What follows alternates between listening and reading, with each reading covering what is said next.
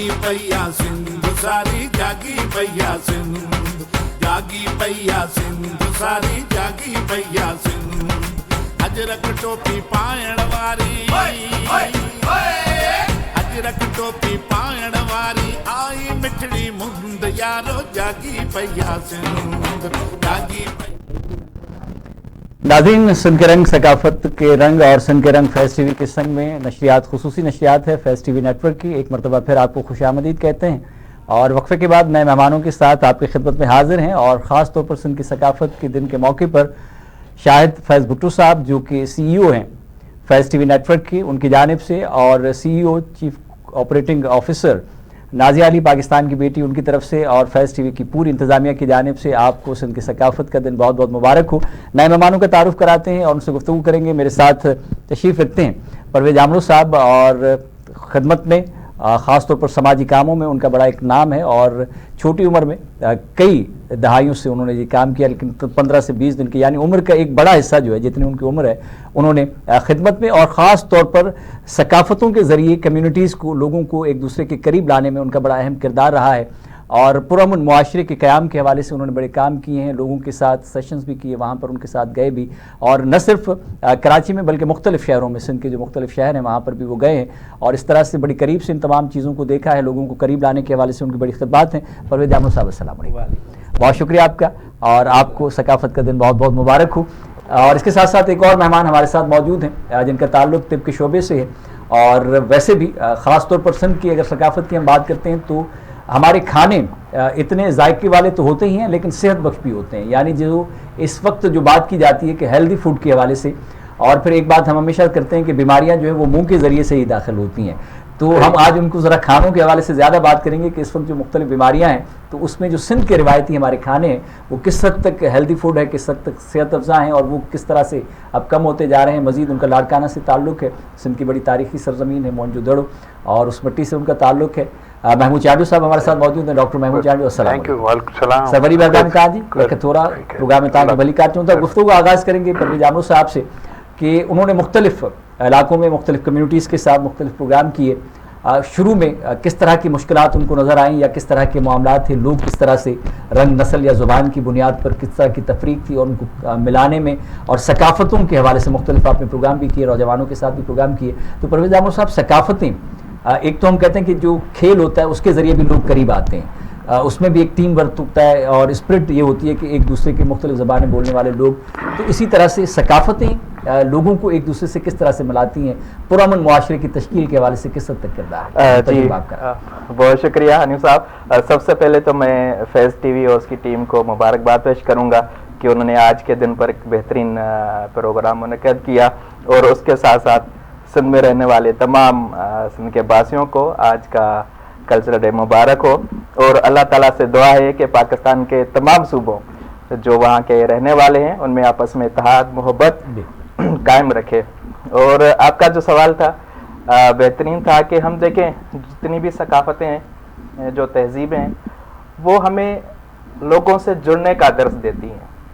कोई भी सकाफत हमें ये नहीं कहती कि आप जो है किसी के साथ लड़ाई करें, झगड़ा करें, तो सकाफत नाम ही मोहब्बत का है।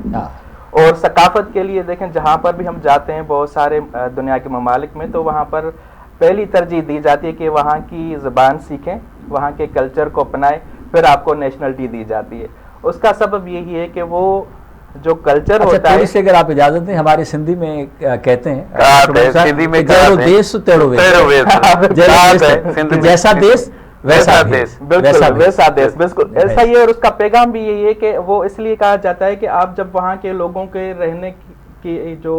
कल्चर है उसको सीख देते हैं, उसकी ज़बान सीख लेते हैं, तो फिर आप जाने या अनजाने में उनसे कोई ऐसी बात या कोई ऐसा रवैया अख्तियार नहीं करते कि जिससे उनका दिल आज़ारी हो। बिल्कुल। तो इसीलिए हम कहते हैं कि अगर हम किसी भी जगह पर जाते हैं तो उनकी रसूमात को जानते हैं और रवायात को जानते हुए आगे बढ़ते हैं। दुनिया में जब तरक्की हुई और बहुत सारे लोग जब आए, एक दूसरे के इलाकों में नौ आबादियात भी हुई, तो उनमें भी ज़्यादातर उनके कल्चर को अपनाया गया। और आजकल की आप तमाम चीज़ें देखें कि जो मल्टीनेशनल कंपनीज हैं, ब्रांड्स हैं, वो भी लोगों के कल्चर को लेके ही आगे बढ़ते हैं और उसी से ही, क्योंकि वो درس ہے کہ آپ جب ان کے کلچر کے ساتھ جڑیں گے، ان کی زبان کے ساتھ جڑیں گے تو ایک دوسرے میں جو ہے وہ محبت قائم ہوتی ہے. اور جب ہم کسی کے ساتھ بھی جاتے ہیں اور اس کے کلچر کی، اس کے کھانے کی یا اس کی روایات کی تعریف کرتے ہیں تو ایک دل سے ان کی جو خوشی ہے نا وہ، بلکہ اب تو لوگوں کی جانب سے فرمائش ہوتی ہے، فرمائش ہوتی ہے کہ آپ کا یہ کلچر ہے، ٹریڈیشن ہے اور یہ چیزیں بڑی آپ خوبصورت بناتے ہیں اور بڑی ذائقے دار بناتے ہیں، تو ان کی فرمائش بھی ہوتی ہے. مختلف جو ثقافتوں سے تعلق رکھنے والے لوگ ہیں. ڈاکٹر محمود چانڈو صاحب ہمارے ساتھ موجود ہیں. لاڑکانہ سے ان کا تعلق ہے. لاڑکانہ کی ویسے تو موہنجو دڑو کے حوالے سے، تہذیبی حوالے سے بڑی اہمیت ہے، لیکن اس کے ساتھ ساتھ کچھ مختلف شہروں کی آپ سے بھی بات کریں گے کہ آپ کا شہر کس وجہ سے، تو وہاں پر امرود کے باغات بہت زیادہ ہوتے ہیں. بالکل. اچھا، پھر کھانے کچھ وہاں کے کس طرح کے ہوتے ہیں تو اس پر بھی بات کریں گے. کہ ڈاکٹر صاحب جو ہمارے پاس ہمیشہ سے ہم بات کرتے ہیں کہ روایتی طور پر اس وقت تو خاص طور پر ساگ، پلی کہتے ہیں جو چنوں کا ساگ، چنے کا ساگ ہوتا ہے، تو یہ ہمارے جو اردو بولنے والے خاص طور مٹن کا ساگ جو ہوتا ہے، مٹر کا ساگ ہوتا ہے. تو یہ اس حوالے سے کہ جو ہمارے روایتی کھانے تھے وہ موسم کے اعتبار سے ہوتے تھے اور کس حد تک وہ صحت بخش ہوتے تھے. جو ہم بات کرتے تھے کہ پہلے بیماریاں کم ہوتی تھیں، آج یہ بیماریاں زیادہ ہیں، تو کیا کچھ ان میں کھانوں کا بھی یا جو ہمارا لیونگ سٹائل ہے، جو تبدیل ہم نے کیا ہے، ہم اپنی روایتوں سے دور ہٹ گئے، یہ بھی کوئی ایک بنیادی وجہ اس کی آپ سمجھتے ہیں؟ بسم اللہ الرحمن الرحیم. شکریہ پوری ٹیم کا. اصل مسئلہ یہ ہے کہ کھانوں کی وجہ سے ابھی جو بیماریاں بڑھ رہی ہیں وہ اس میں زیادہ تر جو کیمیکل آ گیا ہے اس کی وجہ سے. زیادہ تر پہلے یہ ہوتا تھا بغیر کیمیکل کے ساتھ، جیسے ہم اپنا آرگینک طریقے سے جو ہم بات کرتے ہیں کہ بھینسوں کا گوبر ڈالتے تھے اور تمام بھینسوں کا وہ جو ہوتا تھا وہ دیتے تھے زمین کو. ابھی دیتے ہیں ہم لوگ اس کو یوریا دیتے ہیں یا اس میں بھی کیمیکل آ گیا ہے، مختلف قسم کی کھاد استعمال قسم کی. اور ویسے اور یا صرف کھادیں بلکہ ادویات بھی استعمال کرتے ہیں. ہر چیز میں خاص طور پہ میڈیسن میں تو اسٹرانگلی آ گیا ہے اس میں، تو جتنی زیادہ. اچھا، کچھ کھانوں کے نام اگر میں چاہوں کہ آپ کچھ گنوائیں کہ اگر گرمیوں کا موسم ہو تو ہمارے گاؤں دیہات کے اندر کس طرح کے کھانے بنا کرتے تھے، اور اگر سردیوں کا موسم آ جاتا ہے تو مختلف کس طرح کے کھانے ہوتے ہیں. اور پھر روٹی بھی اگر ہم بات کریں یہاں پر تو خاص طور پر ہم صرف تندور کی روٹی یا چپاتی کا ہی ذکر کرتے ہیں، لیکن ہمارے پاس تو مختلف جو اناج ہیں، قسم کے اناج ہیں، تو وہ میں چاہوں گا کہ آپ کے منہ سے ذرا ہمارے سننے والوں تک پہنچے. اصل مسئلہ یہ جب ہم دیہات میں رہتے تھے جس کو گاؤں کہتے تھے، اس میں اس وقت پلی کا ساگ زیادہ ہوتا تھا. ایک ہوتا ہے ساگ سرسوں کا ساگ، وہ الگ ہے. یہ پلی کا ساگ ہے وہ سب سے زیادہ ہے. پلی اور مچھلی اس میں ہم دیسی گھی ڈالتے تھے، دیسی گھی ڈال کے جو مہمان آتے ہیں اس کو کھلاتے تھے. اور لسی کا گلاس، وہ اس کی بات ہی الگ ہوتی تھی سندھ میں. اب ان کا ٹریڈ ختم ہو گیا ہے کم سے کم. وہ جو سندھ میں پرانا ٹریڈ آ گیا تھا، اب بندہ آئے گا اس کو مرغی کھلائیں گے تھوڑا کہیں سے، اور مرغی بھی کھلائیں گے تو یہ فارمی گاؤں دیہات میں جائیں تو دیسی مرغی ان کے پاس اپنی دیسی کا رواج ہی ختم ہو گیا. تو اس کے علاوہ ہم جو جاتے تھے نا گاؤں میں تو زیادہ تر مکھن کھاتے ہیں. ہم ابھی بھی کھاتے ہیں، ابھی میری عمر 50 سے زیادہ ہے، اب بھی ہم گاؤں پہ جاتے ہیں تو ظاہر ہے کہیں نہ کہیں سے مکھن آتا ہے ہماری طرف. تو اس کا جو ٹریڈ ہے نا گاؤں میں وہ زیادہ تر ہے. اچھا، کچھ روٹیوں کی اقسام جو ہیں وہ روٹیوں کے حوالے سے کہ کون کون سی روٹی بنتی ہے اور اس میں ہماری جو خواتین ہیں کس حد تک مہارت رکھتی ہیں؟ مہارت سندھ میں جو ہے نا سب سے زیادہ چاولوں کی روٹی میں مہارت ہے سندھ کی. اور اس کے بعد جو کنک کی ہے گندم کی زیادہ مہارت ہے. ان دونوں پہ مہارت سندھ میں زیادہ تر ہمارے علاقے میں لاڑکانہ کے پرت میں سب سے زیادہ ہیں. اور اس کے علاوہ وہ کڑھائی کرتی ہیں، سلائی مشین جو بھی کڑھائی ہوتی ہے، ٹوپی بناتی ہیں یا گج بناتے ہیں لوگ، یہ سندھ میں زیادہ تر ہیں. یہ ابھی حالات مشہور ہے مگر ہینڈ جو ہے نا وہ سندھ میں دیہات میں زیادہ ہے. اچھا، کچھ پرویز صاحب خواتین کا ذکر ہوا تو خواتین کو بااختیار کرنے کے حوالے سے خواتین جو سندھ کی خواتین ہیں خاص طور پر چاہے وہ شہر میں رہتی ہوں یا دیہات میں رہتی ہوں، ان کا بڑا کنٹریبیوشن ہے. کھیتی باڑی سے لے کر اگر کہیں کوئی ملازمت کر رہے ہیں، وہ کسی بھی سرکاری ادارہ ہو، نیم سرکاری ہو، غیر سرکاری ہو، وہاں پر بھی نوجوانوں کے ساتھ بڑا آپ کا انٹریکشن رہا ہے، بڑا قریب. اور الحمدللہ ہم ایسی قوم میں سے ہیں، پاکستانی قوم کی آبادی کا ایک بہت بڑا حصہ جو ہے وہ نوجوانوں پر مشتمل ہے. تو تھوڑا سا ذرا خواتین کے حوالے سے اور نوجوانوں کے حوالے سے کہ یہ ثقافتیں ایک دوسرے کو نوجوانوں کو قریب لانے میں اور مزید آگے ان کو روزگار کے مواقع فراہم کرنے کے حوالے سے کس طرح سے کارآمد ثابت ہو سکتی ہے؟ بالکل، بہت اچھی بات ہے کہ خواتین ہمیشہ کریٹو رہی ہیں. انہوں نے جو ہے خاص طور پر اگر ہم سندھ کی بات کرتے ہیں، جس طرح کی بات ہو رہی تھی آپ کے کہ روٹیاں کے ساتھ، تو ڈاکٹر صاحب نے کچھ بتایا، مگر تھوڑی سی جو مجھے معلومات ہے کہ لاڑکانے کی طرف چاول وغیرہ ہوتے ہیں، پھر بیچ میں جو ہے ہمارا خیرپور کا علاقہ ہے، وہاں پر چاول پلس جوار کی روٹی، اور اسی طرح اگر تھر میں چلے جائیں تو باجرا کی روٹی جو ہے، تو ہر علاقے کا الگ موسم ہے، اپنی زینت اور ان کا عبور ہے. اور بسری تو ابھی سردیوں میں تو بسری عام ہو جاتی ہے، جسے ہم یہاں پہ گڑ کی روٹی کہتے ہیں. تو یہ خواتین کے ہی تمام جو ہیں اس میں آ جاتے ہیں. اور خواتین، سندھ کی خواتین بہت محنت کرتے ہیں. وہ صبح سے فجر کی نماز کے ٹائم پر اٹھتے ہیں اور پورے مال مویشی کا جو بھی کام ہے وہ کر لیتے ہیں، اور سورج نکلنے سے پہلے پہلے روٹی ناشتہ تیار ہو جاتا ہے. اس کے بعد کھیتوں میں نکل جاتے ہیں، پھر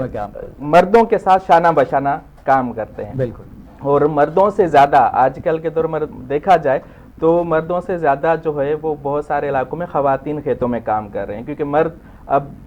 کاموں میں آگے چلے گئے ہیں، فیکٹریز میں چلے گئے، کارخانوں میں چلے گئے، مگر زیادہ تر جو کام ہے اب خواتین کر رہی ہیں کھیتی باڑی کا. اور یہ پوری اس کے ساتھ ساتھ اگر ہم یہاں پر دیکھتے ہیں شہری علاقوں میں، تو وہاں پر زیادہ تر جو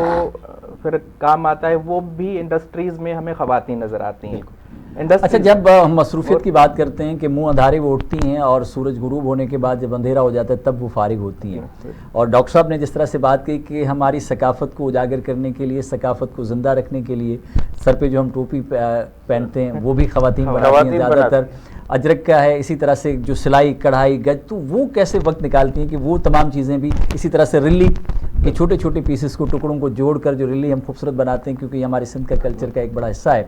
کہ، اور بڑے اس میں رنگوں کا امتزاج کہ بہت ساری خواتین تو پڑھی لکھی نہیں ہیں، کہیں سے انہوں نے ٹریننگ حاصل نہیں کی، کوئی ان کے پاس ڈپلومہ نہیں ہے، لیکن ان کے ڈیزائن بنانے کے حوالے سے اور ان کے رنگوں کو جوڑنے کے حوالے سے جو مہارت وہ رکھتی ہیں، اور اس میں پھر یہ وقت بھی نکال لیتی ہیں کس طرح سے. تو تھوڑا سا اس حوالے سے کیا کہتے ہیں؟ یہ بہت جو ہے خاص طور پر گرمیوں کا جب سیزن آتا ہے تو دیہی علاقوں میں خواتین زیادہ تر 9 سے 10:30 کے لگ بھگ جو ہے وہ تمام کھیتی باڑی کا کام، مال مویشی کا کام کر کے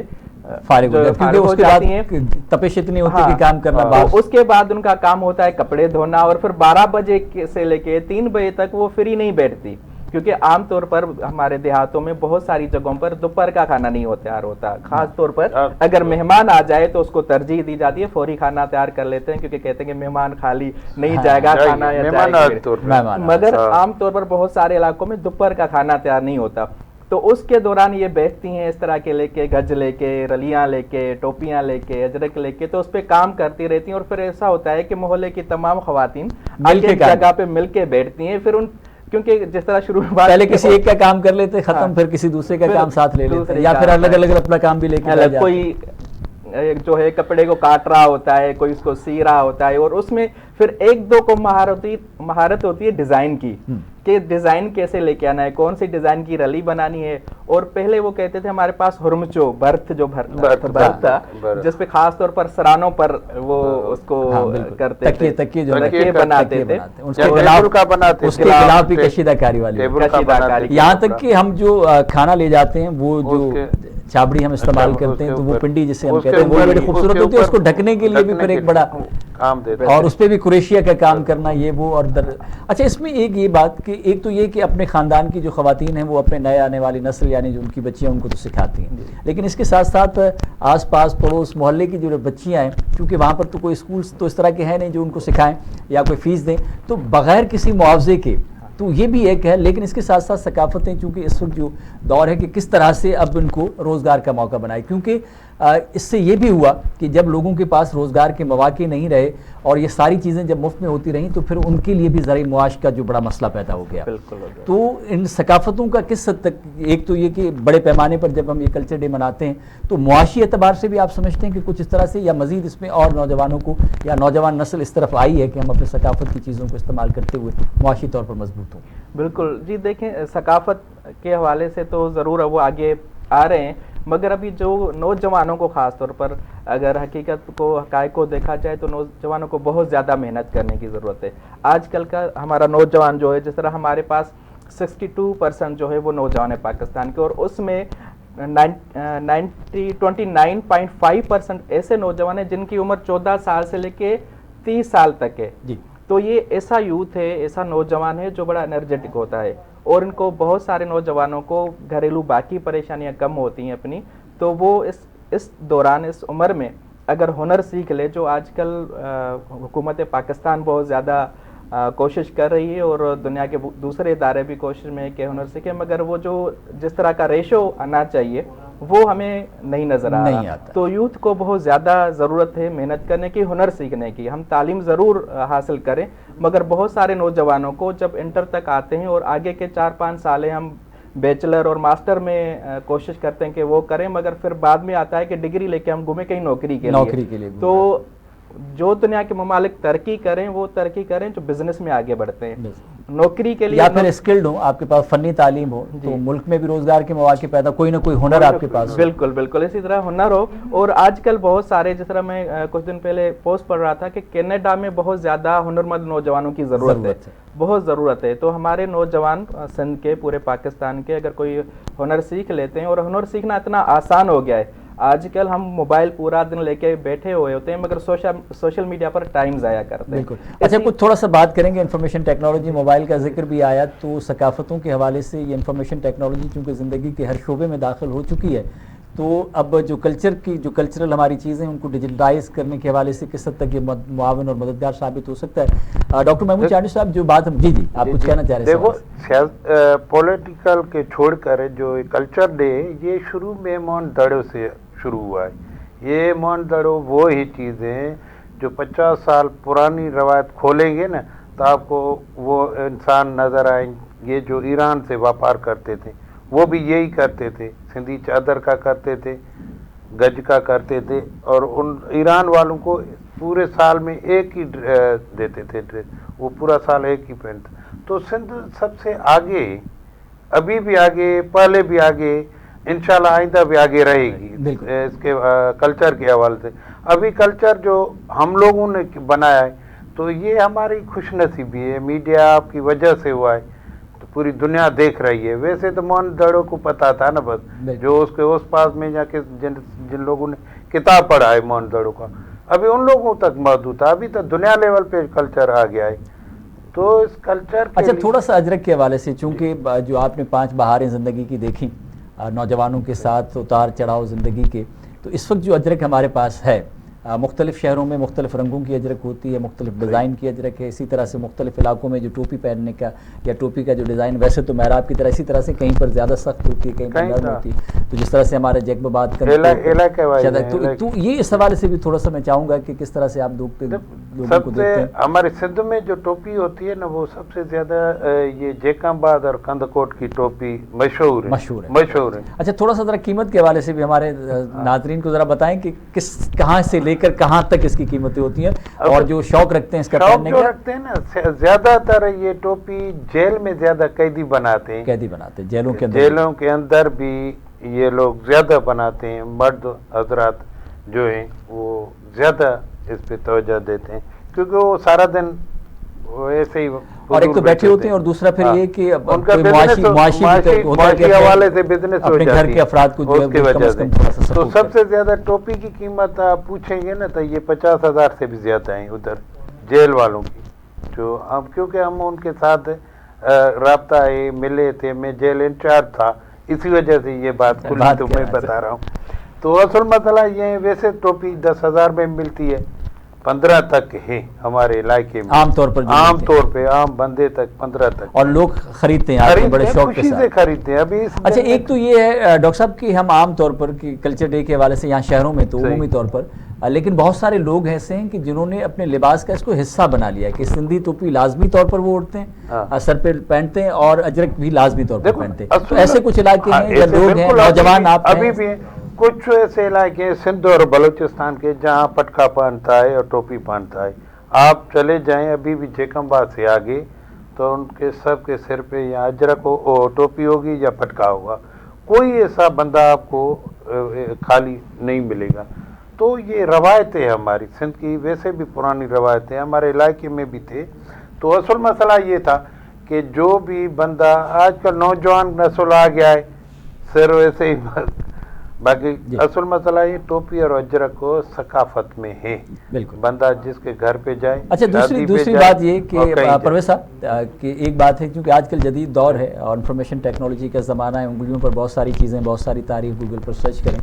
کہ جو ویلیوز ہیں ہمارے، کچھ تو ویلیوز ہوتے ہیں مذہبی، کچھ ویلیوز ہوتے ہیں کلچرلی یعنی جو ثقافت کا ہمارا حصہ ہے، کچھ ویلیوز جو ہیں وہ جیوگرافیکل ہوتے ہیں یعنی جو وہاں کے رہن سہن ہیں، جو موسمی اثرات ہیں. تو یقیناً جب آغاز ہوا ہوگا کہ سر کو ڈھانک کے رکھنا، سردیاں ہو گئیں تو پھر اجرک کس طرح سے ہمیں استعمال آتا ہے، یا پھر ہم کھیتوں میں کام کرتے ہیں تو صرف اجرک ہم پہننے اوڑھنے کے لیے استعمال نہیں کرتے، کہیں کچہری ہو گئی تو پھر اجرک کو کس طرح سے باندھ کر ہم بیٹھتے ہیں، کہیں مچ کچہریاں ہوئی اور کہیں اگر کوئی گھاس کا اور کہیں کیا تو اس کو پھر اٹھا کے پھر کس طرح سے باندھ کے پھر تو مختلف یہ تمام چیزیں ضرورت کے تحت بھی ہیں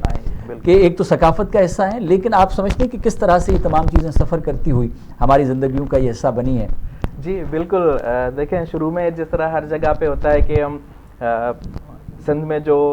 بنایا گیا وہ اجرک بنایا گیا، اور یہاں پر کیونکہ کپاس وغیرہ ہوا کرتی تھی تو کپڑے وغیرہ اس میں آئے شامل ہوئے، اور بہت سارے کیونکہ موہنجو دڑو کو اگر ہم دیکھیں تو وہاں پر بہت ساری چیزیں، وہاں پر اس وقت بڑی جدت تھی،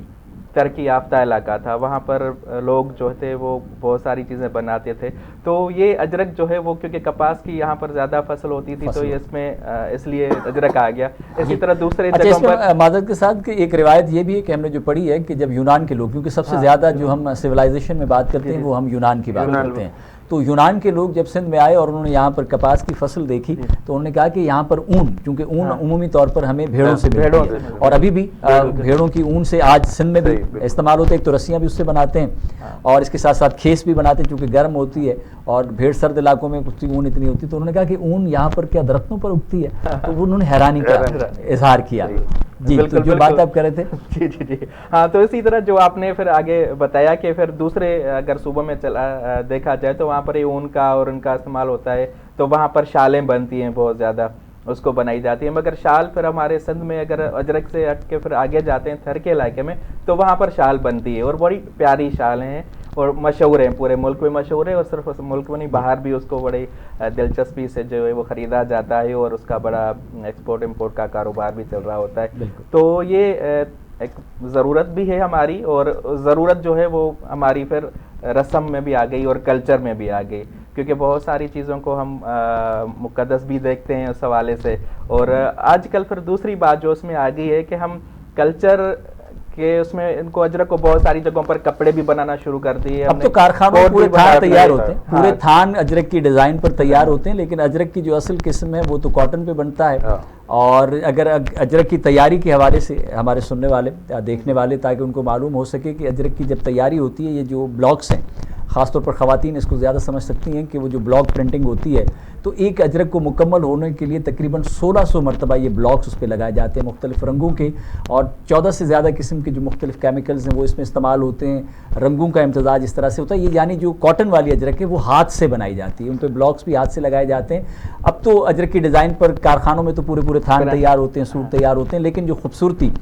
جو ہاتھ سے بنائے ہوئے اجرک میں ہے وہ اس اجرک کے اندر موجود نہیں ہے. اور اجرک کی خاصیت جو ہاتھ سے بنائے جانے والی اجرک ہے اس کی خاصیت یہ ہے کہ یہ گرمیوں میں سرد اور سردیوں میں گرم محسوس ہوتی ہے، اور یہی وجہ ہے کہ لوگ اس کو گرمیوں میں بھی اوڑھتے ہیں اور سردیوں میں بھی اوڑھتے ہیں. کچھ بات کریں گے سندھ کی زرخیزی کے حوالے سے، جس طرح سے وہ زراعت کے حوالے سے زرخیز ہے، جس طرح سے ثقافت کے حوالے سے زرخیز ہے، اسی طرح سے لوگوں کے حوالے سے بھی زرخیزی ہے. مختلف علاقوں کے مختلف خطوں کے جو لوگ ہیں ہمارے، چاہے وہ نثر کے حوالے سے ہوں، نظم کے حوالے سے ہوں، سیاست کے حوالے سے ہوں، ادب کے حوالے سے ہوں، کسی بھی حوالے سے ہوں، تو بڑے بڑے نامور شخصیات ہیں.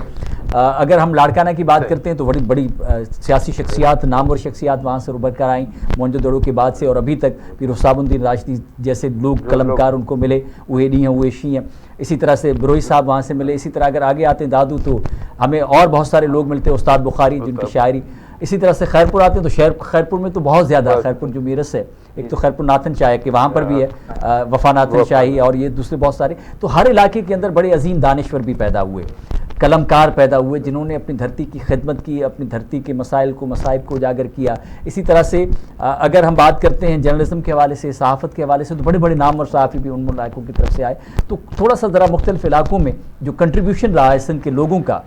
پاکستان کی تعمیر و ترقی کے حوالے سے، علم کے حوالے سے، ادب کے حوالے سے، دیگر حوالوں سے تھوڑا سا پرویز صاحب میں چاہوں گا کہ کیونکہ بڑے لوگوں کے ساتھ آپ کے سیشنز بھی ہوتے رہے ہیں، پروگرام بھی ہوتے رہے ہیں، آپ بھی ان کو بلاتے رہے ہیں، تو اس حوالے سے کیا کہتے ہیں؟ جی بالکل، کیونکہ جتنے بھی پاکستان میں ادیب ہیں، محقق ہیں، ان کا جو کام رہا ہے وہ لوگوں میں خاص طور پر نثر، شعر و نظم کے ذریعے اویئرنیس پھیلانا تھا، کیونکہ اس وقت ہمارا یہ ڈیجیٹل دور نہیں تھا، اور ہمیشہ کہا جاتا ہے کہ بہت ساری ایسی چیزیں ہیں جو اگر آپ بات کریں گے تو وہ شاید سمجھ نہیں آتی، مگر کسی شعر و شاعری اور نظم کے ذریعے پیش کی جاتی ہے تو لوگ زیادہ اس کو جو ہے آگے لوگوں تک بھی پہنچاتے ہیں، اور یہ لوگوں نے بڑی محنتیں کی، اور آج کل اس میں جو ہے وہ میں دیکھ رہا ہوں کہ شاید کم کام ہو رہا ہے، جو ہمارے پہلے جس طرح نبی بخش بلوچ صاحب تھے، ٹھیک ہے، شیخ ایاز صاحب تھے، تو اس طرح کے بہت سارے نامور جو شاعر تھے، ان کی شاعری کو پڑھا جائے تو اس کی شاعری میں میسج تھا، وہ اس میں جو لوگوں کو جوڑنے کا بھی میسج تھا۔ اس طرح ہم شاہ عبد اللطیف کو بھٹائی کو رحمۃ اللہ علیہ کو دیکھتے ہیں تو اس کی جو شاعری ہے وہ تو پوری ایک جو ہے، اگر اس کی شاعری کو دیکھا جائے تو سائنس بھی اس میں ملتی ہے، بالکل جدت ہے اس کے اندر، آپ کو جو ہے لوگوں کو جوڑنے کا بھی ہے، اور انہوں نے نوجوانوں پر بھی کام کیا، انہوں نے عورتوں کو خاص طور پر، اس کے تو سچل سرمست رحمۃ اللہ علیہ درازہ شریف میں ہفت زبان 7 زبانوں کا شاعر تھا سچل سرمست رحمۃ اللہ علیہ، تو انہوں نے بھی بہت اچھے طریقے سے، مگر اس کی سچل سرمست کی جو شاعری ہے اس میں بہت زیادہ لوگوں کو صوفی ازم کی طرف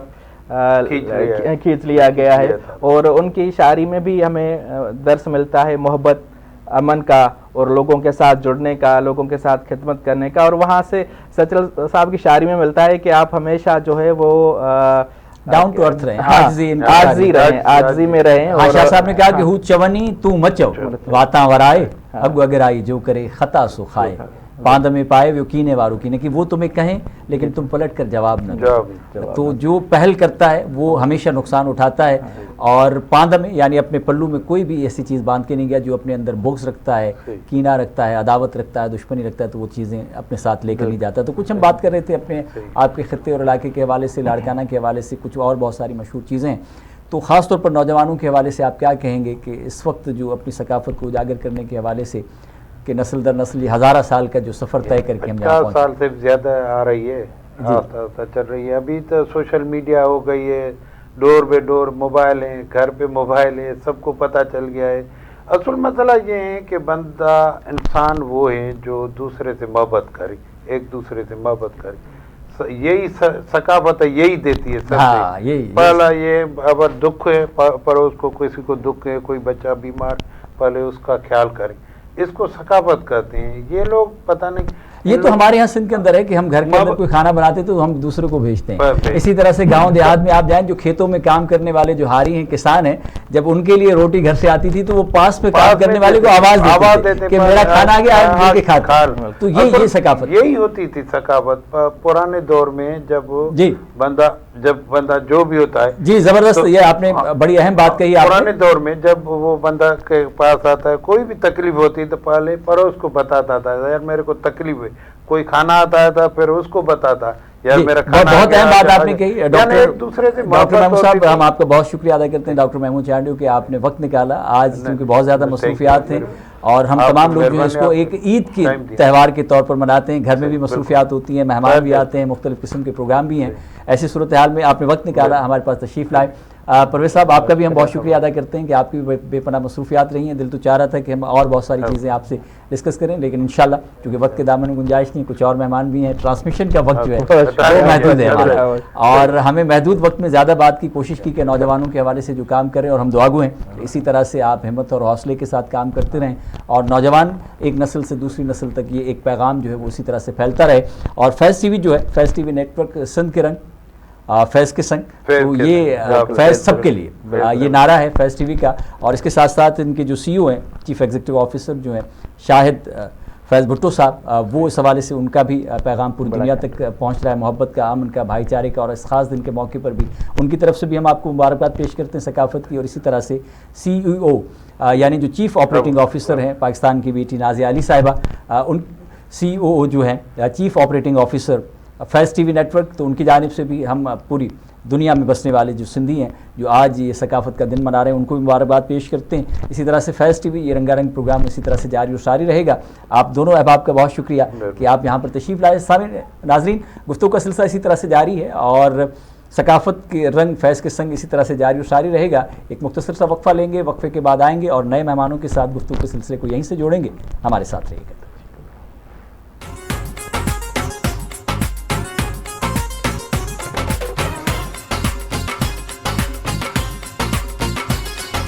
जागी पैया सिंधु सारी, जागी पैया सिंधु।